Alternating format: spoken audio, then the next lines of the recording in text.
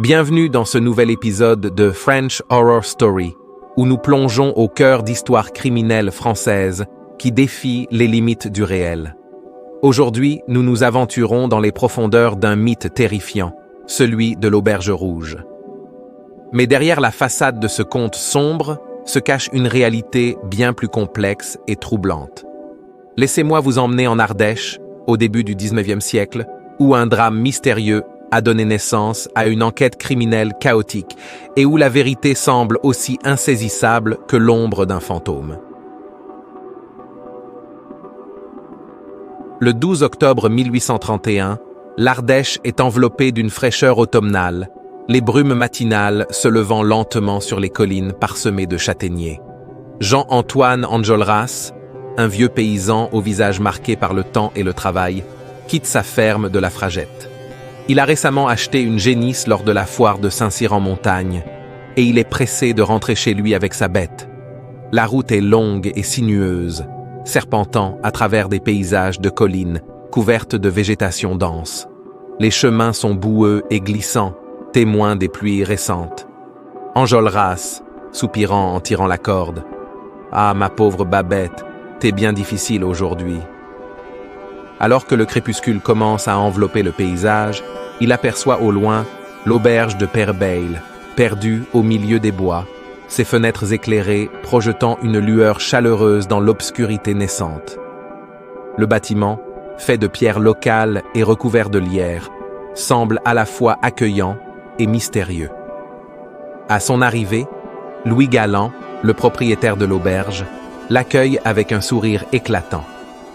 Louis Galland est un homme corpulent avec une barbe grise bien taillée, toujours vêtu de son tablier de travail. Son accueil est chaleureux, presque trop parfait pour être sincère. Louis Galland. « Bonjour mon brave, vous êtes bien fatigué. Voulez-vous vous reposer un moment et peut-être prendre un bon repas avant de vous coucher ?» Enjolras. « Je ne serai pas contre une soupe chaude et un peu de vin ne serait pas de refus. » Enjolras entre dans l'auberge où la chaleur de la cheminée contraste fortement avec la froideur de la nuit extérieure. L'intérieur est simple mais cosy, avec des poutres en bois apparentes et des tapis épais qui amortissaient les bruits. Les clients habituels, assis autour de la grande table en bois, jettent des regards curieux et discrets vers le nouvel arrivant.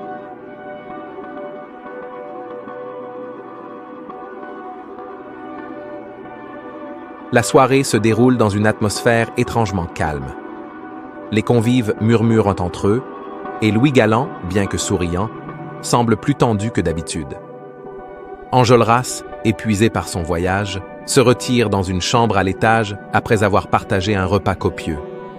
Mais au cœur de la nuit, un silence inquiétant s'abat sur l'auberge. Lorsque les premières lueurs du matin apparaissent, Enjolras est introuvable. Ses neveux, Jean et Jean-Baptiste, alarmés par son absence prolongée, se lancent à sa recherche. Leur périple les conduit à interroger les villageois, dont certains se souviennent avoir vu Enjolras à l'auberge la veille. Les indices sont vagues, mais ils parviennent à identifier un témoin, un jeune berger nommé Pierre, qui affirme avoir vu Enjolras avec sa génisse, se dirigeant vers l'auberge.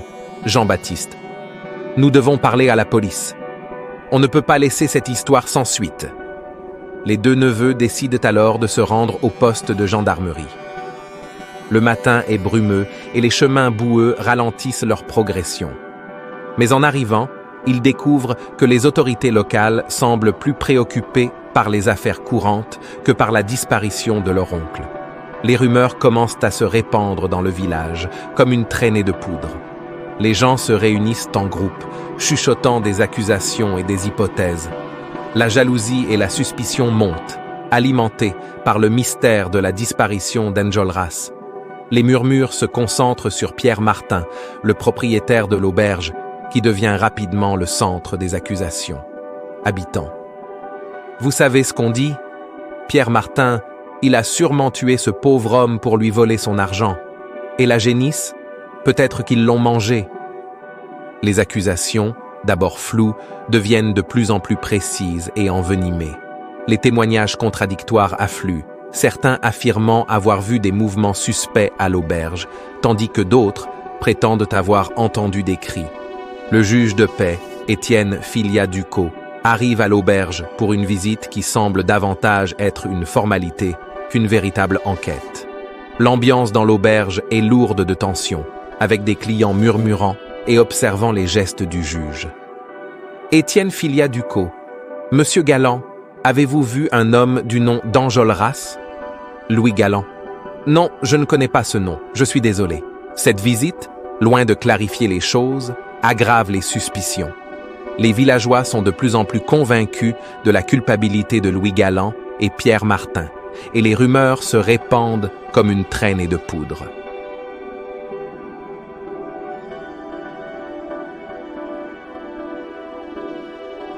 Deux semaines plus tard, alors que les neveux sont presque résignés, ils découvrent le corps d'Enjolras dans un ravin près de Langogne.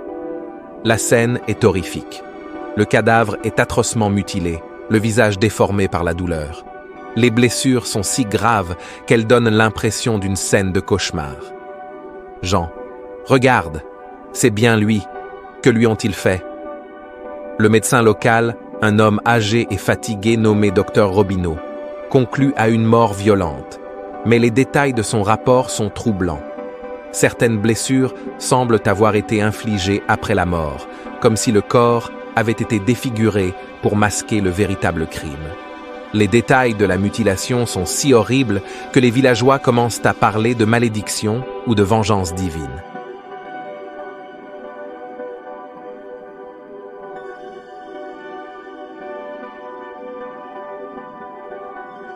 L'enquête, déjà marquée par des incohérences, devient de plus en plus chaotique. Le juge d'instruction, manquant de preuves tangibles, se voit contraint de se concentrer sur les accusations populaires. Les témoignages des villageois sont souvent contradictoires et peu fiables, et l'enquête semble se noyer dans un tourbillon de spéculations. Jean-Baptiste, Monsieur le juge, il faut voir au-delà des rumeurs, ce ne sont que des accusations sans fondement. Mais la pression des rumeurs et des passions populaires est telle que la vérité devient presque secondaire. Les Martins sont arrêtés et incarcérés, et la colère des villageois se déchaîne. Les appels à la justice deviennent de plus en plus violents, et les Martins, devenus les boucs émissaires de cette tragédie, sont pris pour cible de toute la rancœur populaire. Les accusations continuent de s'accumuler contre les Martins. Certaines personnes affirment avoir échappé à des tentatives de meurtre par le passé, mais ces témoignages sont vagues et manquent de preuves concrètes. Les Martins sont jugés non seulement pour l'assassinat d'Enjolras, mais aussi pour des crimes passés dont les preuves sont insuffisantes.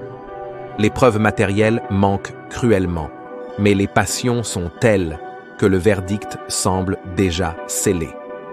Pierre Martin, en prison à son avocat. Vous voyez, on me condamne sur la base de rumeurs et de vieilles rancunes. Comment pouvez-vous défendre ça? Le procès est une parodie de justice.